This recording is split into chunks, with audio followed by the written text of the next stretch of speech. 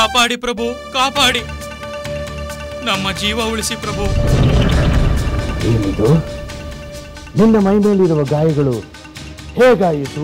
ಯಾರಿಂದ? ಒಂದು ಮಹಾ ಕಪಿಯಿಂದ ಪ್ರಭು. ಒಂದು ಕಪಿ ಪಾತಾಳ ಲೋಕಕ್ಕೆ ಬರಲು ಹೇಗೆ ಸಾಧ್ಯ? ಅದು ಭೂಲೋಕದಿಂದಲೇ ಇಲ್ಲಿಗೆ ಬಂದಿರುವಂತಿದೆ ಪ್ರಭು. ಭೂಲೋಕದಿಂದ ಒಂದು ಕಪಿ ಪಾತಾಳಕ್ಕೆ ಬಂದಿದೆ. ಅದನ್ನು ಅಲ್ಲೇ ತಡೆಯದೆ ನೀವೇನು ಮಾಡುತ್ತಿದ್ದೀರಿ? ತಡೆಯಲು ಓದಬೇಕು ಪ್ರಭು.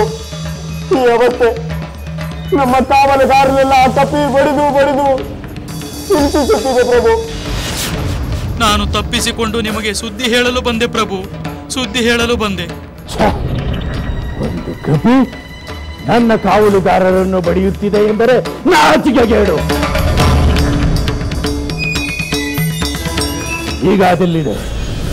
ಮಹಾದ್ವಾರದಲ್ಲೇ ನಮ್ಮ ಕಾವಲುಗಾರರೊಂದಿಗೆ ಹೊಡೆದಾಡುತ್ತಿದೆ ಪ್ರಭು.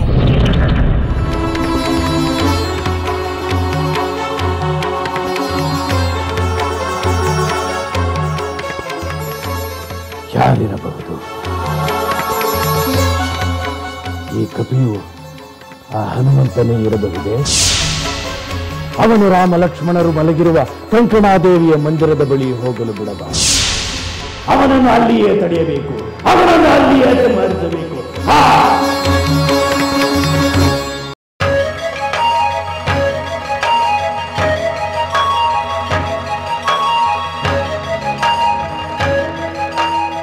ಉತ್ತರ ದೊರೆಯದ ಪ್ರಶ್ನೆಗಳು ತಲೆಯಲ್ಲಿ ತುಂಬಿರುವಾಗ ನೆಮ್ಮದಿಯ ನಿದ್ರೆ ಹೇಗೆ ಸಾಧ್ಯ ಪ್ರಭು?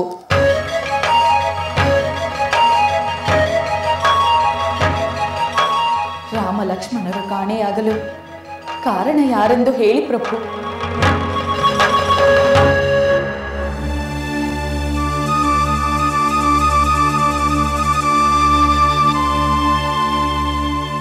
ಪ್ರಣಾಮಗಳು ಮಹಾಪ್ರಭು.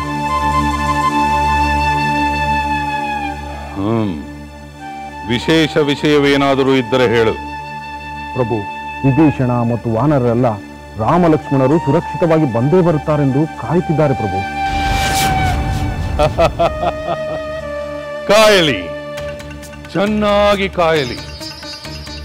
ನಾಳೆ ಬೆಳಿಗ್ಗೆ ಸೂರ್ಯೋದಯವಾದ ಮೇಲೆ ರಾಮ ಲಕ್ಷ್ಮಣರು ಕಂಕಣಾದೇವಿಗೆ ಬಲಿಯಾದರೆಂದು ಅವರೇ ಮಾತನಾಡಿಕೊಳ್ಳುತ್ತಾರೆ, ಕಣ್ಣೀರನ್ನು ಹಾಕುತ್ತಾರೆ. ಆ ಹನುಮಂತನು ಪಾತಾಳಕ್ಕೆ ಪಾದವಿಟ್ಟ ಕೂಡಲೇ ಅಹಿರಾವಣನ ದೂತರಿಂದ ಹತನಾಗುತ್ತಾನೆ. ಅದಕ್ಕೆ ಹೆಚ್ಚು ಸಮಯ ಬೇಕಾಗಿಲ್ಲ ದೂತ. ನಾಳೆ ಸೂರ್ಯೋದಯದ ಶುಭ ಮುಹೂರ್ತಕ್ಕೆ ಕಾಯಬೇಕು ಅಷ್ಟೇ. ಆ ಕ್ಷಣಕ್ಕಾಗಿ ನಾನು ಕಾತರದಿಂದ ಕಾಯುತ್ತಿದ್ದೇನೆ.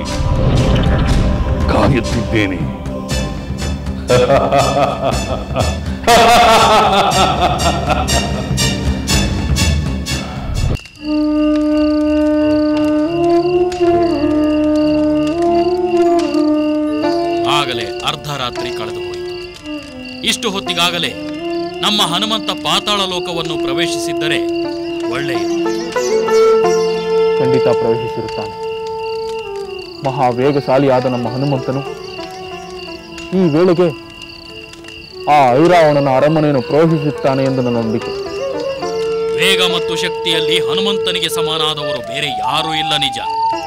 ಆದರೆ ಪಾತಾಳ ಮಾರ್ಗದಲ್ಲಿ ರಾಕ್ಷಸರು ತಡೆದು ಅಡ್ಡಿಪಡಿಸಿದರೆ ತಡವಾಗುವುದಲ್ಲವೇ?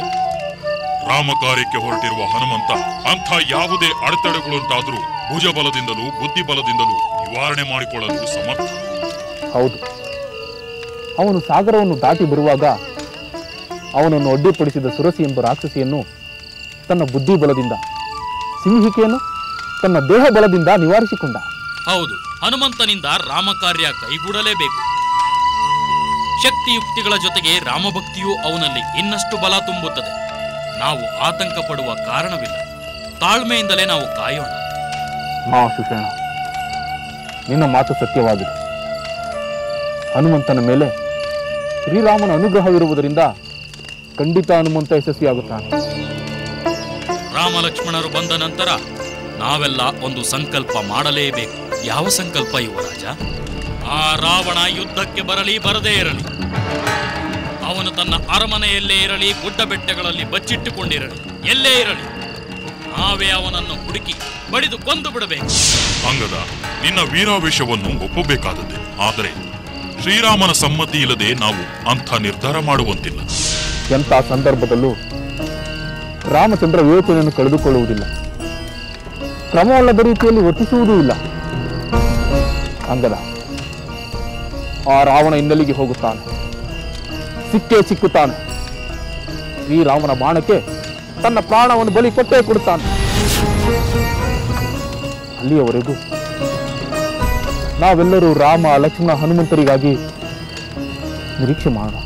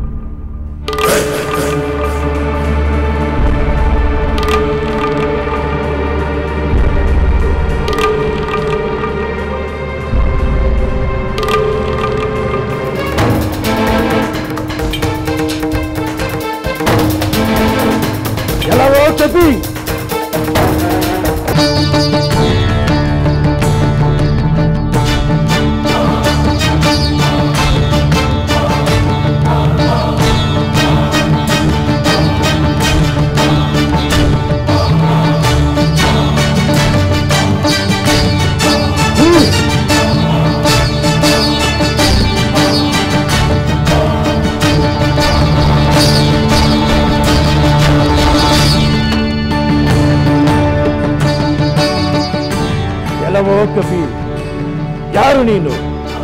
ಎಲ್ಲಿಂದ ಬಂದೆ? ಏಕೆ ಬಂದೆ? ನನ್ನ ಅರಮನೆಯನ್ನು ಅಕ್ರಮವಾಗಿ ಪ್ರವೇಶಿಸಿ ನನ್ನ ಕಾವಲುಗಾರರನ್ನು ಏಕೆ ಬಡಿಯುತ್ತಿರುವೆ? ನಿನ್ನ ಮಾತುಗಳನ್ನು ಕೇಳುತ್ತಿದ್ದರೆ ನೀನೇ ಈ ಪಾತಾಳ ಲೋಕದ ಪ್ರಭು ಇರಬೇಕೆನ್ನಿಸುತ್ತಿದೆ. ಹೌದು, ನಾನೇ ಈ ಪಾತಾಳ ಲೋಕದ ಅಧಿಪತಿ ಅಹಿರಾವಣ. ಏಕೆ ನನ್ನ ಕೈಯಲ್ಲಿ ಸಾಯಲು ಬಂದೆಯಾ? ಇಲ್ಲ ಐರಾವಣ, ನಾನು ನಿನ್ನಿಂದ ಸಾಯಲು ಬರಲಿಲ್ಲ, ನಿನ್ನನ್ನು ಸಾಯಿಸಲು ಬಂದಿರುವೆ.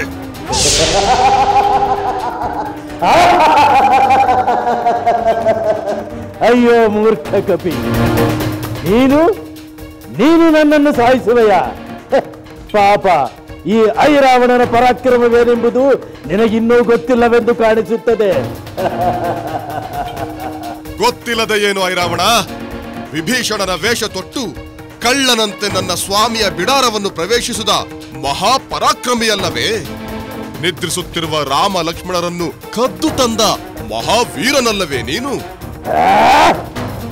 ಎಲ್ಲವೋ ಕಪಿ, ಮಾತಿನ ಮೇಲೆ ಎಚ್ಚರವಿರಲಿ. ನೀನೆಯೋ ರಾಮನ ಭಕ್ತ ಹನುಮಂತ? ಹೌದು, ನಾನೇ ಹನುಮಂತ, ರಾಮ ಭಕ್ತ, ರಾಮ ಭಂಟ, ರಾಮ ಪೀಡಕರಿಗೆ ಶತ್ರು. ಎಲ್ಲವೋ ವಾನರ, ನನ್ನ ಅಪ್ಪಣೆ ಇಲ್ಲದೆ ನನ್ನ ಲೋಕಕ್ಕೆ ಬಂದದ್ದು ಅಪರಾಧ. ನನ್ನ ಕಾವಲುಗಾರರನ್ನು ಬಡಿದದ್ದು ಒಂದು ಅಪರಾಧ. ಈ ಅಪರಾಧಕ್ಕೆ ನಿನ್ನನ್ನು ವಧಿಸುವುದೇ ತಕ್ಕ ಶಿಕ್ಷೆ. ಸಾಧ್ಯವಾದರೆ ನಿನ್ನನ್ನು ನೀನು ರಕ್ಷಿಸಿಕೋ. ಸಿದ್ಧನಾಗು.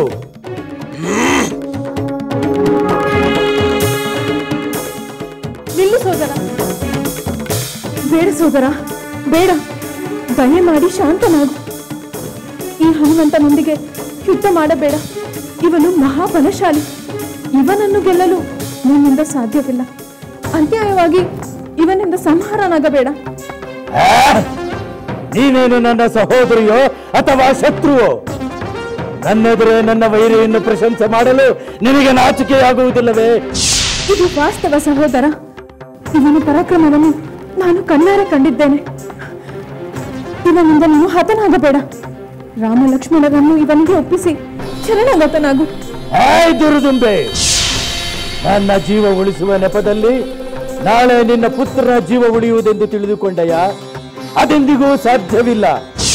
ಈ ಅಹಿರಾವಣನು ಯಾರನ್ನೂ ಉಳಿಸುವುದಿಲ್ಲ.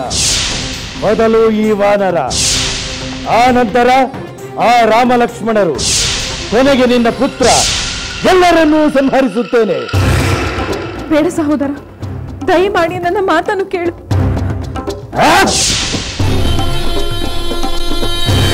ಏ ಕಪಿ, ಸಾಯಲು ಸಿದ್ಧನಾಗು.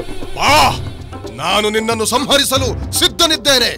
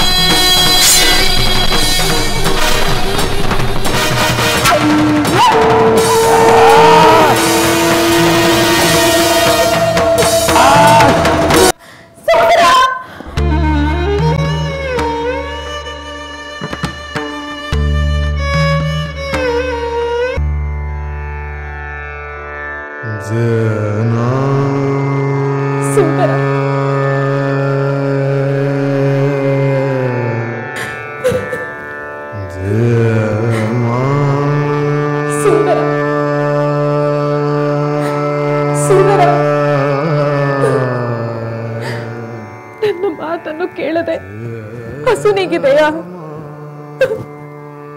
ವಿಧಿಲಿಖಿತವನ್ನು ಸುಳ್ಳು ಮಾಡಲು ಹೋದೆ, ಆದರೆ ಆ ವಿಧಿ ತನ್ನ ಕಾರ್ಯ ಸಾಧಿಸಿಕೊಂಡಿತ್ತಲ್ಲ ಸೋದರ.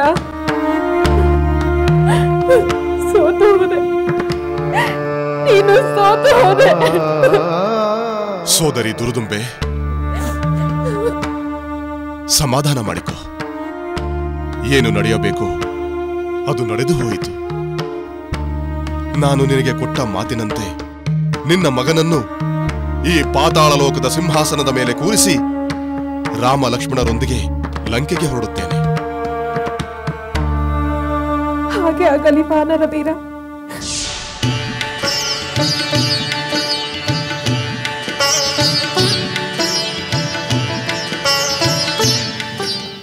ಮಗು, ಇಂದು ನಿನ್ನ ಜೀವ ಉಳಿದಿರುವುದು ಈ ವಾನರ ವೀರ ಹನುಮಂತನಿಂದ. ಮೊದಲು ಇವನಿಗೆ ನಮಸ್ಕರಿಸಿ ಆಶೀರ್ವಾದ ಪಡೆದರು. ಮಹಾತ್ಮ, ನನ್ನ ಜೀವ ಉಳಿಸಿದ ನಿಮಗೆ ಚಿರಋಣಿಯಾಗಿದ್ದೇನೆ. ನಿಮಗೆ ಯಾವ ರೀತಿ ಕೃತಜ್ಞತೆ ತೋರಿಸಬೇಕೆಂದು ನನಗೆ ತಿಳಿಯದು. ದಯಮಾಡಿ ನನ್ನನ್ನು ಆಶೀರ್ವದಿಸಿ. ಮಗು, ನಿನಗೆ ಸರ್ವ ಮಂಗಳವಾಗಲಿ. ಏಳು. ಈ ಸಿಂಹಾಸನದ ಮೇಲೆ ಕುಳಿತು ದಯೆ, ಧರ್ಮ, ನೀತಿಗಳಿಂದ ಚಿರಕಾಲ ಈ ಪಾತಾಳ ಲೋಕವನ್ನು ಆಳು. ಬಾ ಮಗು.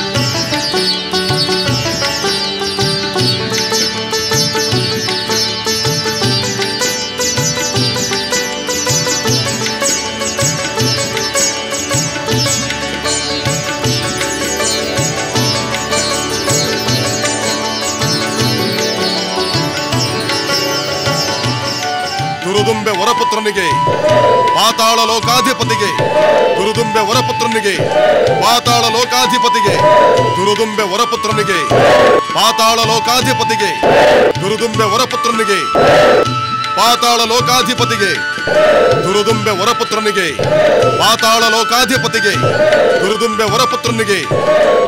ಅಂಜನಾಸುತ ಹನುಮಂತ, ನೀನು ನಮ್ಮ ಪಾಲಿಗೆ ಅನುಮಿತ್ತ ಬಂದು ರಾಮ ಲಕ್ಷ್ಮಣರ ನೆಪದಲ್ಲಿ ಪಾತಾಳಕ್ಕೆ ಬಂದು ನನ್ನ ಪುತ್ರನ ಜೀವ ಉಳಿಸಿದೆ. ಈ ತಾಯಿಯ ದುಃಖವನ್ನು ನಿವಾರಿಸಿದ ಈ ನಿನ್ನ ಉಪಕಾರವನ್ನು ತೀರಿಸಲಾಗುವುದಿಲ್ಲ. ನನ್ನ ಹೃದಯಪೂರ್ವಕದ ವಂದನೆಗಳನ್ನು ಸ್ವೀಕರಿಸಿ.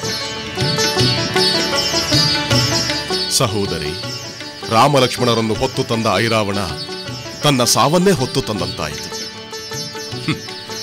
ನೀನು ನಿನ್ನ ಪುತ್ರನೊಡನೆ ಸಂತೋಷದಿಂದಿರು. ನಾನು ಈ ಕೂಡಲೇ ರಾಮಲಕ್ಷ್ಮಣರೊಂದಿಗೆ ಲಂಕೆಗೆ ಹೊರಡುತ್ತೇನೆ. ಎಲ್ಲರೂ ಆತುರದಿಂದ ಕಾದಿರುತ್ತಾರೆ. ಹಾಗೆ ಆಗಲಿ ಹನುಮಂತ.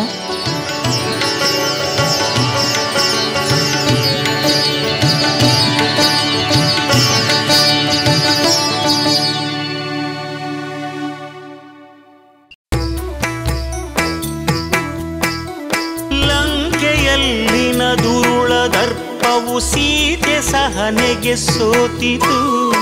ಅಂಕೆ ಇರದ ಅಸುರ ಕುಲವು ರಾಮ ಬಾಣಕ್ಕೆ ಅಡಗಿತು. ದೂರವಿರಲಿ ಸನಿಹವಿರಲಿ ರಾಮ ಹೃದಯ ನಿವಾಸಿನಿ. ಯುಗವು ಯುಗವು ಸಾಗಲಿ ಅಕಳಂಕ ಪ್ರೇಮ ಪ್ರಬೋಧಿನಿ. ಅಮರ ಗಾಧೆ ಧರಣಿ ಜಾತೆ ಸಾಧ್ವೆ ಸೀತೆ ಸುಚರಿತೆ. ಸಹನ ಶಕ್ತಿ ಪತಿಯ ಭಕ್ತಿ ಲೋಕಮಾನ್ಯ ವಂದಿತೆ.